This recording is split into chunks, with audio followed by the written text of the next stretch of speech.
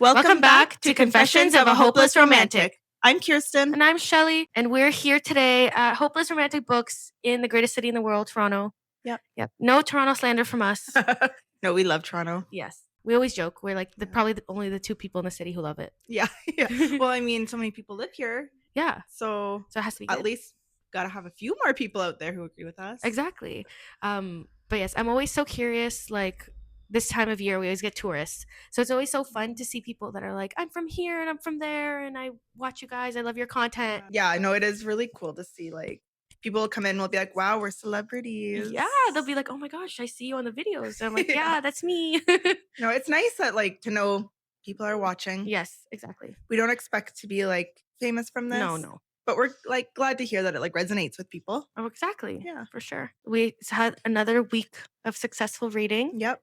I know Kirsten's been waiting, I think, or I've been waiting for my King of Greed update. Yeah. Yes. So yeah, let's start with that. Yeah.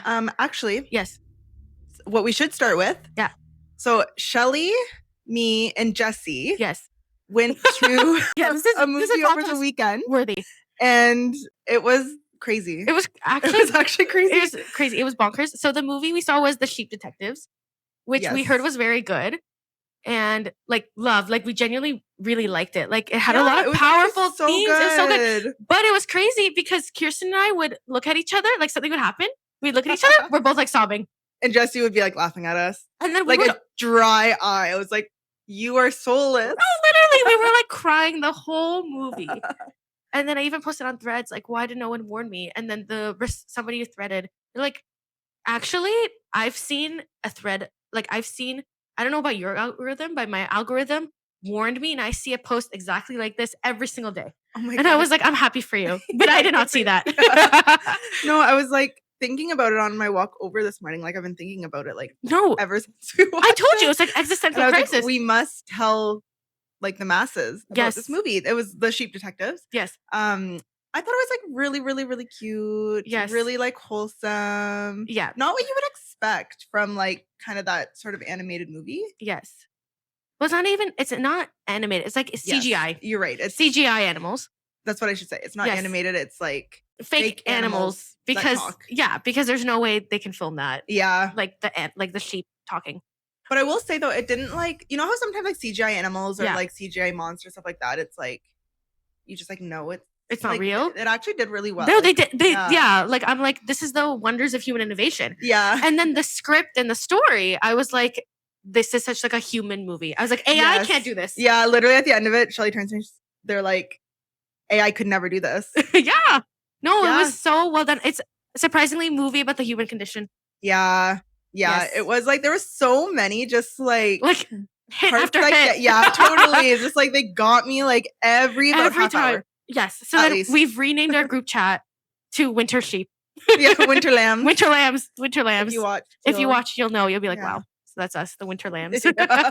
But yeah, it was really go see it. So go see it. And then after, it will remind you that the purpose of life is just to have fun and do what you enjoy, which I love. Exactly. It was very like grounding reminder. Yeah, it was a really good like you said, like commentary on like humanity, friendship, like living with the good and the bad times. Yes. Kirsten and I were like, wow, this is movie so us. Yeah, and I guess us coded. We found out that like Jesse has like nothing in his soul.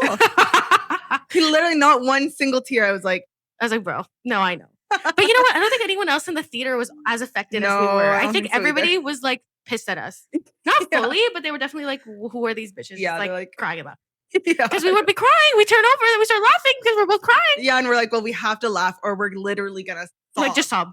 Yeah. Just like uncontrollable sobbing. But yeah. So that's Winter Lambs. Yeah. Next matching tattoo. Yeah. Lambs. Lamb tattoo. Okay, I'm in. I'm always teasing Kirsten. I'm like, when's our matching tattoo? Yeah. Like, when is it? I know. I'm so bad. I'm the kind of person that's like, if it's in front of me, I will do it. Yeah. But the like planning of it, like above me. And you know what? Like, I get that. But I think that's a big part of our friendship is I plan and Kirsten shows up. But I'm fine with that. I'm like, here's a vision. Okay. Here's a thought, a dream. Yeah. And Shelly's like, okay, well, I shall execute. Yeah, exactly. I'll be like, okay, or this else is nothing will get done. Yeah, exactly. So No, that's literally me booking a hotel when we went to Tofino. Yes, it was so funny. It was so bad. I literally had to be like, nuclear option, Shelly. I need you to just book it for me. Yeah. Like, for some reason, I've been looking at this for weeks and I just like cannot press like book. Shelly's literally like, pass me your laptop. Book. Yeah, I was like, it's done. Yeah.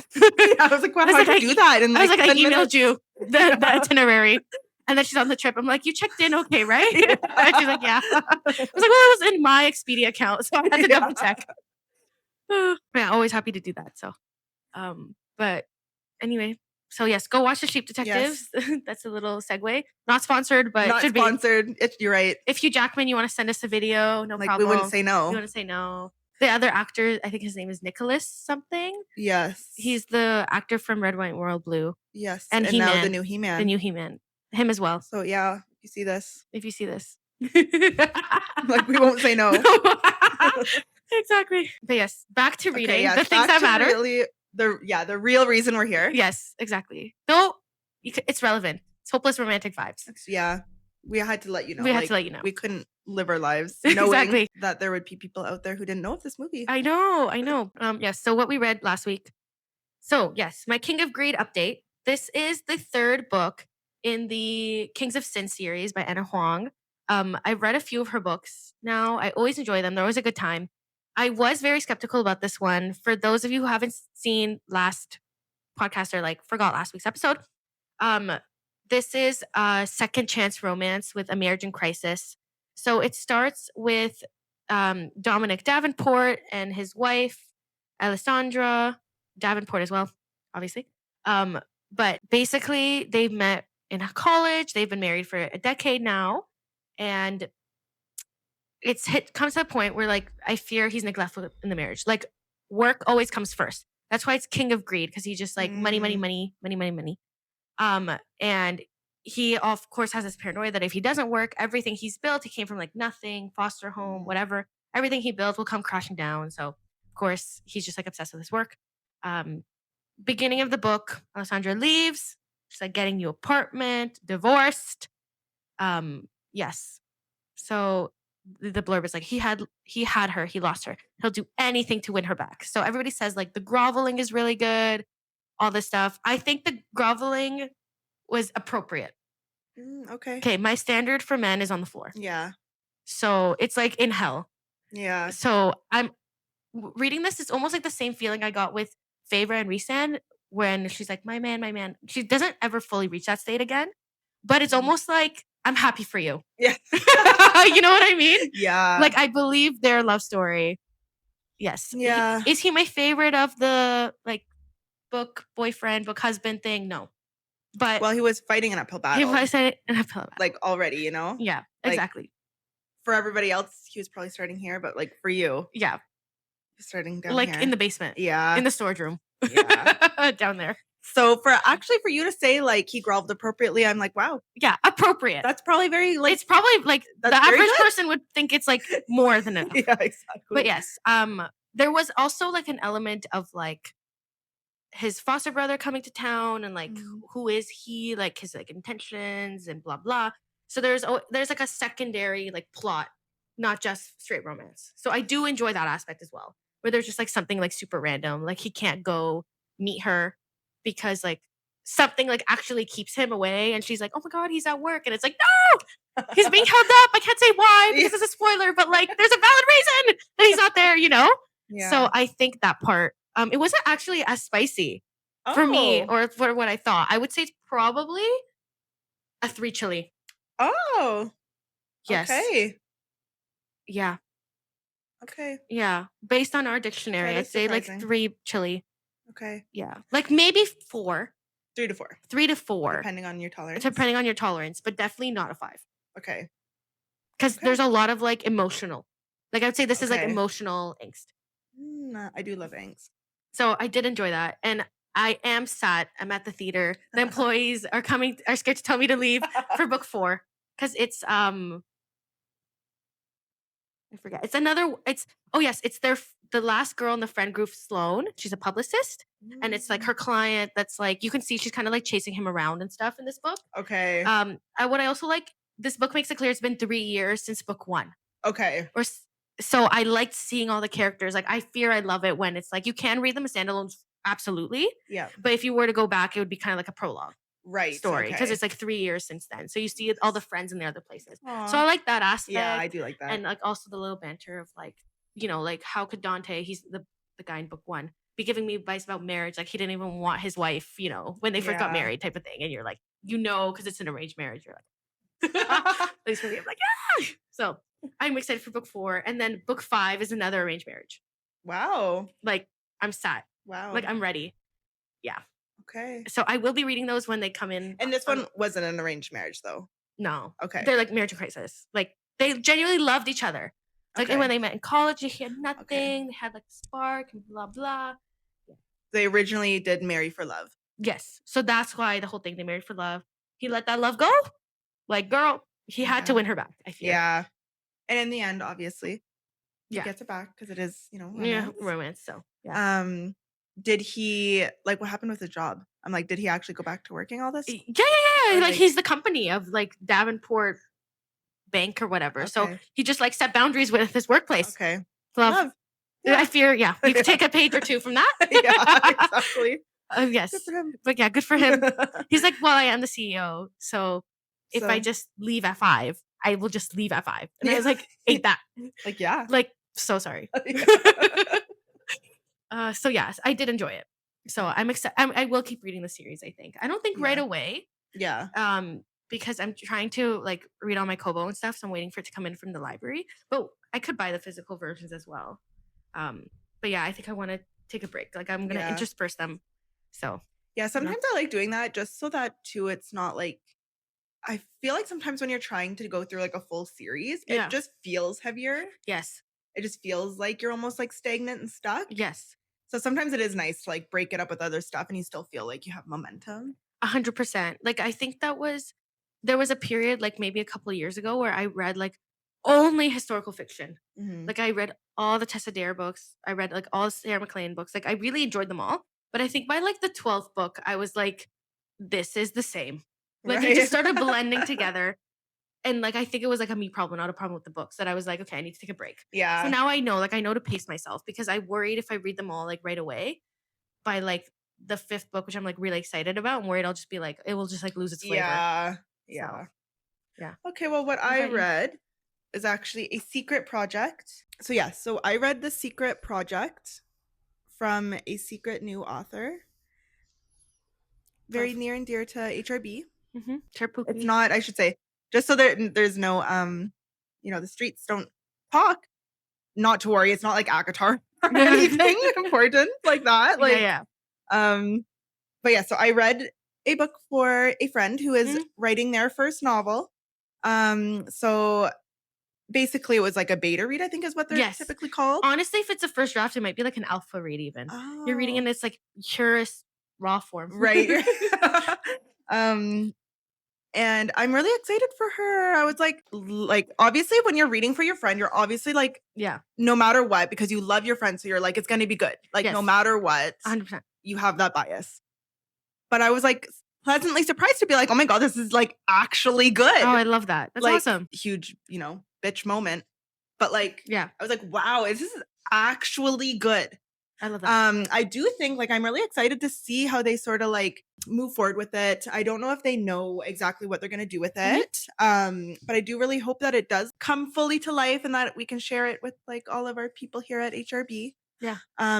It would definitely be good for people who love like Abby Jimenez, Carly Fortune, Emily Henry, like where the writing style does lean a little bit more literary with like a lot of like character depth, a lot of character like trauma to overcome.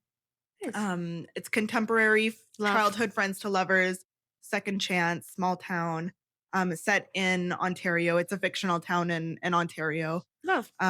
Very like it's summertime. Like it's mostly set summertime.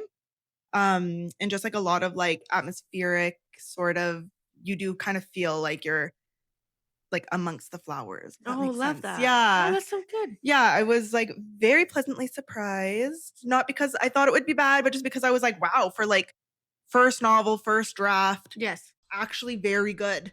Nice. That's so awesome. I'm like excited for them to see like, where this takes them. in their literary journey. Love. That's awesome. Yes, and once it progresses, I will keep the masses updated on what this is, who it's by, Love. what's happening with it. But something, to keep an eye on.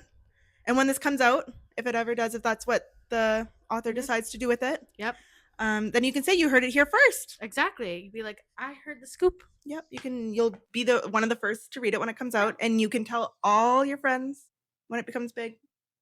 I was an original fan. Exactly. It's the OG. It's like when you stand a K-pop group and you're like, I've been there since the debut days. That's me with Stray Kids. For those who know that, those that know that, if you know, you know.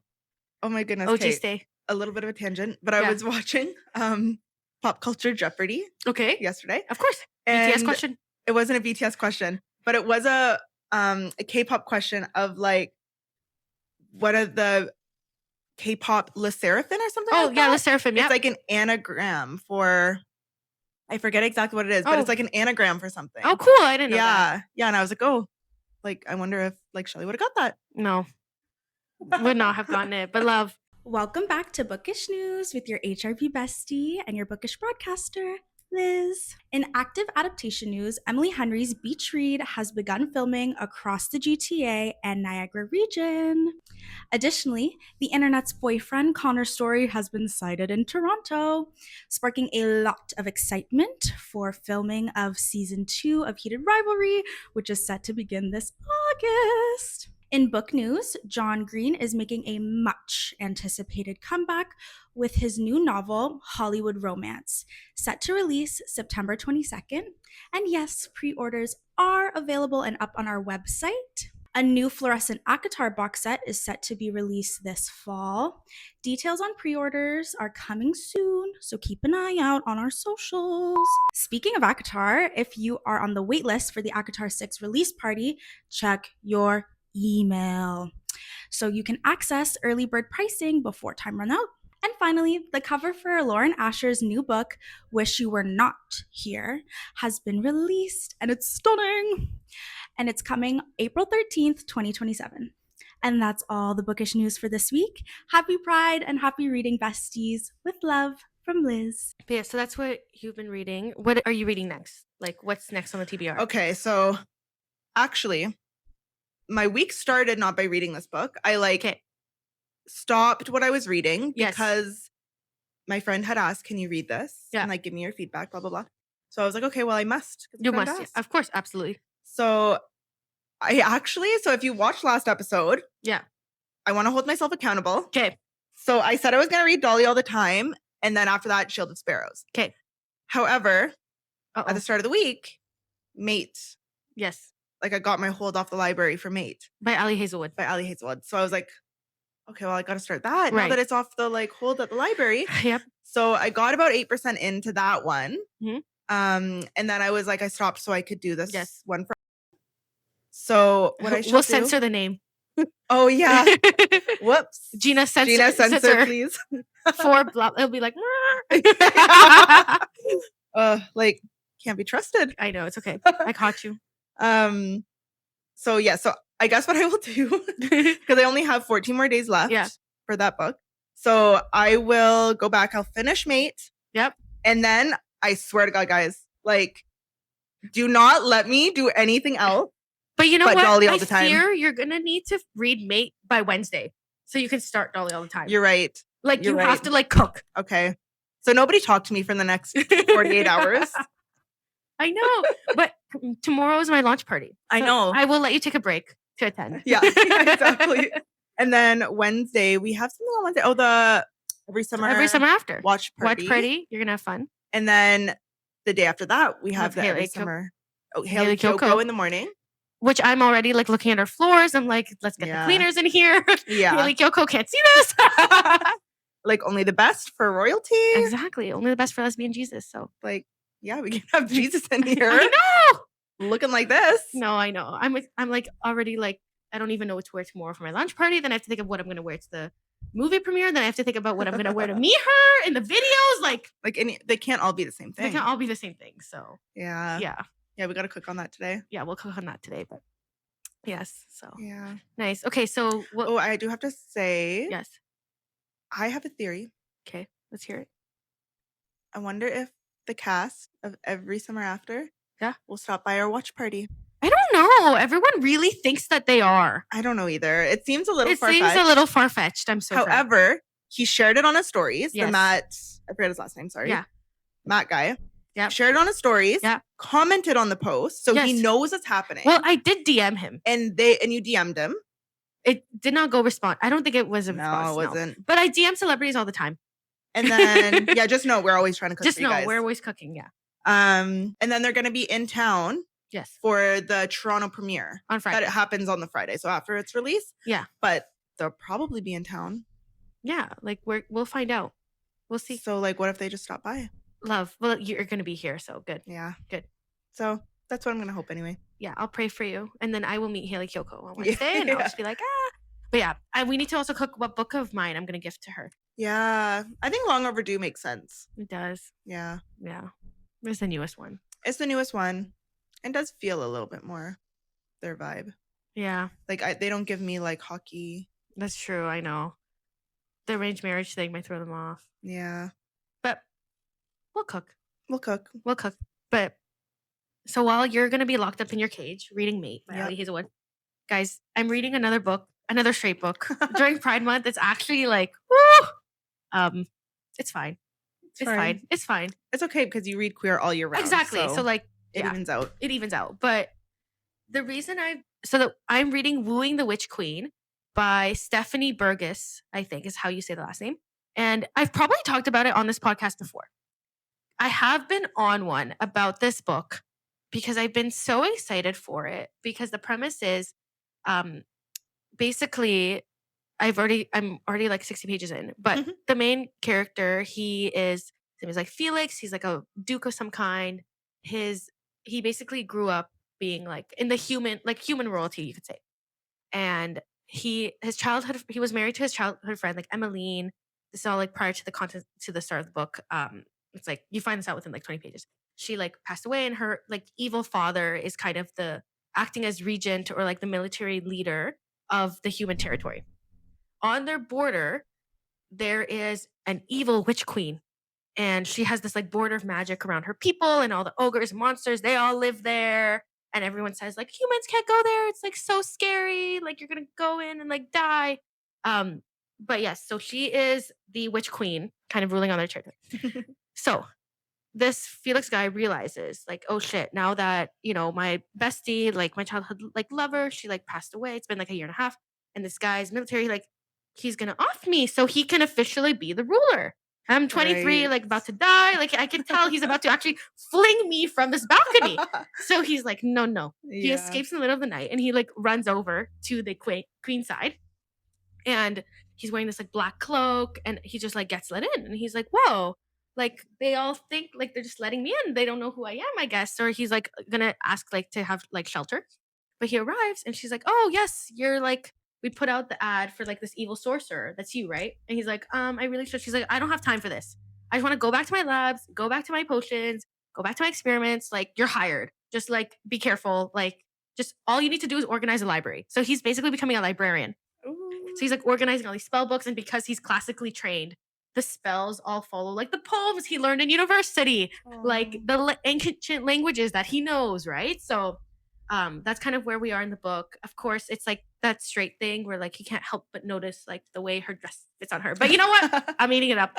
Why not? Why not? Like when in Rome. Yes, exactly. Yes. So I'm like 60 pages in. I'm really enjoying it so far. Like the vibes are exactly what I wanted because as you probably heard me talk about last week, I read and loved Bromantasy. Like so much. I think, did I talk about it last week? I think I did. I think you did. I feel like I did. But anyway, so I read and loved Bromantasy. So I'm like loving that vibe of like the fun and camp fantasy. Yeah. Like not like super crazy, like new world building or like, like serious. Yeah. I like the fun and camp. So like this fits that exactly.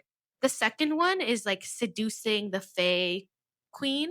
And it's like there's the three magical queens are like in an alliance together. So like already like you see them all like they like gathered at the witch queen's castle to like, debrief or whatever.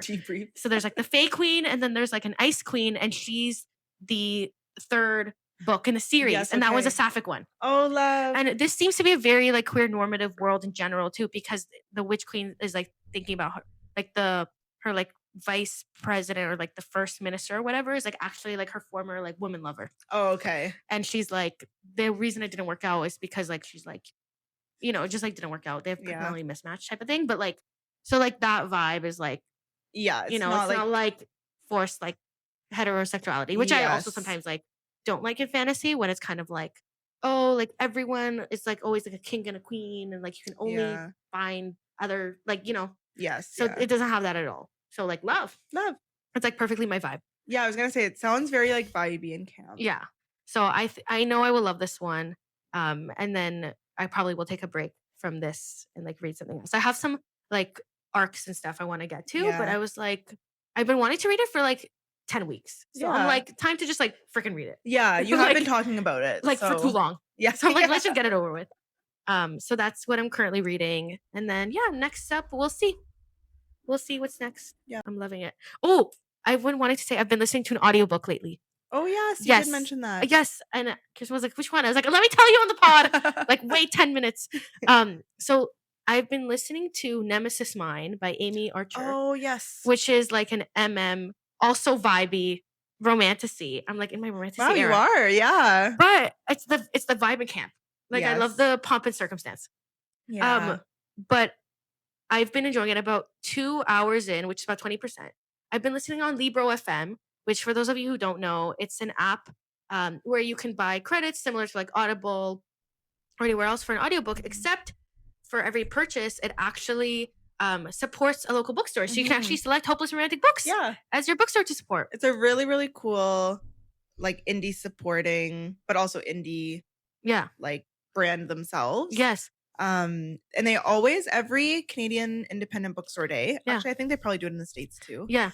Every year they actually give like a bunch of like free golden tickets, they call it. Yeah. So on independent bookstore day, they'll give them to independent bookstores to like hide in their store, and you can like sift through, try to find your golden ticket that gives you like a year of free audiobooks. Yeah. So they're very, very supportive of indies. Yeah. Like genuinely. So if you're an audiobook reader, you can still support indie. Yeah. Libro FM. Exactly. And they have like all the audiobooks. Yeah. So I've been listening to it on there. And like I'm loving it. Like the vibe. Okay, so it's Nemesis Mine. The premise is it takes place in this like fantasy world where there's like they call them champions and wrongdoers. That's the thing. So it's like every town has like a champion or a wrongdoer. So like whoever claimed the town or whatever. So in this case, it's Cyrus. He has claimed his small town for 15 years now. He's 34 or something. So he graduated from like the guild of wrongdoers. He like claimed this town. But the people have forgotten his terror. They've forgotten, you know, how evil he is. Right. So one day he's like, he got too soft. He's like walking around. He sees a poster for Maximilian, the champion. He's like the most popular champion in his town. He's been like voted as champion like for the past 15 years. He's been champion there. So he sees Maximilian's poster and he hears the townspeople. They're like, Maximilian's coming. Like, you know, we can't wait. And he's like, no. These people don't remember my power. So that's very fun. It's giving like they're about to team up. I'm about 20% in. Yeah. They've had like a confrontation or two. I was like listening. I was like walking. I was like, like, because the confrontation ended with like they're fighting, and then of course it like the classic like you land on one another and you're like they're so close. Yeah. I was like, but I'm loving it. Like the narrator has the inflections perfectly. It's a British accent as well. Okay. Like it's just so good. It's like Cyrus watched as like Maximilian's like hair like glowed in the wind. How annoying. Like, you know, like it's just like so fun at camp. Yes. Like I'm loving it. I have such a hard time with audiobooks, but I should try maybe one with maybe like a more campy, upbeat one. Yes. Just to see if maybe like hearing the narration of that keeps me in it a little bit more. Yes. So I like that. I think it's like the narration style. Like I can't do audiobook. Like sometimes when it's like a contemporary one, I have a hard time with it because it's like, oh, she walked down the street and blah, blah, which is fine. That's fine. But like for me, it's like faster to read it. With this one, I don't mind listening to it. Because I think like I like the writing style as well. Like every sentence like feels intentional. Okay. So like I'm enjoying it. Love. Yeah. Okay, well, maybe I'll give it a go too. Yes, so I'll keep you folks updated when I finish listening to it. But I think it'll probably take me like the next 2 or 3 episodes because I'm just like on my commute when I'm doing my makeup. So like nothing too hectic. But I have been enjoying it. So, Love. Yeah. So that is a gay one as well. So. That was a big reading week for you. I know. And you know what? I felt like I could have done more. Like I should like I've been going to sleep every night. I was telling Kearston, like I've learned this about myself. I'm a 10 p.m. to 7 a.m. person. Yeah. So it is what it is. Like I just need to. That's how I finished King of Greed. Is like I woke up at 7 a.m. like on the weekend and I just read it until 9 a.m. Like I think that's what I just need to start doing. Is I need to just start waking up morning even earlier to read and not like read at night. Right. But I did get through like 60 pages like last night. So I was like, let me be off my phone. So. Yeah, that's my problem. I'm like, I gotta stop doom scrolling. Yeah, I know. It's so hard too, because then your phone is also your alarm. So then it's just like always near you. Yeah. No, so. it's a struggle. It is. But it's I feel like I'm surprised that you can get up and read. But I have heard this from a lot of people, like that they get up and read. Yeah. But I find if I do that, like it just makes me sleepy. So I just like fall back asleep anyway. True. But if I do it at night, I'm also just like falling asleep. So there's no winning. Yeah, exactly. So there's no winning is what you're saying. Yeah, no, I can get up and read. I will say for me, what has helped too is my TikTok algorithm is so bad because I haven't been on it, but I see a lot of like conservative videos. Like genuinely, wow, really? So I have to be like, that's so strange. It's very strange. Like even my author one, so I just have to be like not interested. But like I'll scroll and then I see something like so outlandish that it actually frightens me, and then I like turn off TikTok. That's happened to me a handful of times this week, and last week too. That's why I haven't been online. Everyone's like, "Oh, did you see the sound?" I'm like, "No," because my algorithm is messed up. Yeah. But like, let's keep it that way because then I put it down. Yeah, exactly. I think I just need to like delete the apps for a bit. But also like we post so much on there and I love like responding to the DMs and blah, blah, blah. So then you start and you're like, wait a second. Yeah. So I'm on here for 20 minutes. No, literally. Somehow it's like 20 minutes. Especially last week, I was posting a lot in the stories too. And a lot of our content, like I have screenshots of the comments because I'd be like, Shelly is the best. I'm like, wow, screenshot, must reply. Like, but I never want to leave here. No, exactly. I'm like, this is my happy place. Me and my internet friends. So, yeah, so that's fun. Well, what are we recommending? Ooh, okay. We didn't even like cook. You're right. Yeah, all good. Basically, what I recommend is that you come to our store and buy all your Pride books here because we have so many. That's true. Yeah. But yes, I will recommend Nemesis Mine because I have been listening to the audiobook. I'm 20% in, and I can confidently say the vibes are right. Yeah. If you like romantasy and stuff like that kind of vibes, it's there.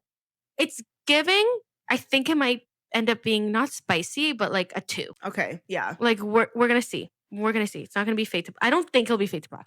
It doesn't sound like it's gonna be that. No, because he's like mentioned like how handsome he is, how he doesn't have a flat ass at least 3 times. Okay. Yeah. Like there's gotta be at least one explicit scene at least there. one. And I will lose my marbles. Yeah. Listening to it in a British accent. Okay, for me, I'm gonna go ad lib on this, and I'm actually gonna say we have some really good puzzles in.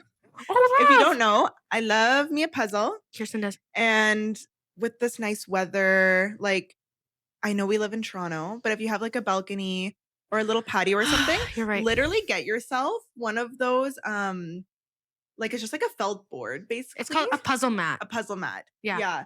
And like you can just bring it with you outside to the park, whatever sort of outside area you have access to. And just like puzzle. Like you know what? That's what I look forward to in the summer, to be honest. I'm like, I love a puzzle.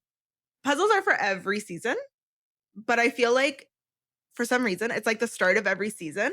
I get another like inspiration to puzzle. Love. Like the start of summer, I'm like, but the weather's so nice, so I got to pick up like a nice summer puzzle. Yes. And then fall comes and you're like, well, it's like spooky season. Like it's Halloween puzzle. Now I need a Halloween puzzle. Yep. And then of course you need a holiday puzzle. Yeah. That's a given. And then a spring one with all the blooms. Yeah. So this is your sign to pick up your summer puzzle. And we have some good ones. That's true. Yeah. Love. Amazing. That's my recommendation is to puzzle. Put more audiobook puzzle. Like elite combination. You ate that. Yeah. You ate that. Elite combination. You know what? That's what I'm gonna do. That's what I'm gonna do. Nemesis Mine and puzzle. Me and Serena, that's what we do all the time. Like when we visit each other. Bedazzle's another good one. Yes. But like for me and my sister, that's what we do when we're like visiting and stuff. We'll do like after the kids go to bed, we'll be like, okay, puzzle time. Love. We'll put puzzle, either like an audiobook or like a movie or something, and then just like puzzle. I love that. Yeah. Oh, I love that. That sounds so fun. Big puzzlers. Okay, love. That's awesome. But yes, skip the Love Island. Do a love puzzle. Yeah. Puzzle in Love Island. Love puzzle in Love Island. There you go. Like puzzles go with everything. You're right. You're right. But thanks so much for tuning in Yeah, this thank week's you. episode, and we'll see you at the next one. Bye.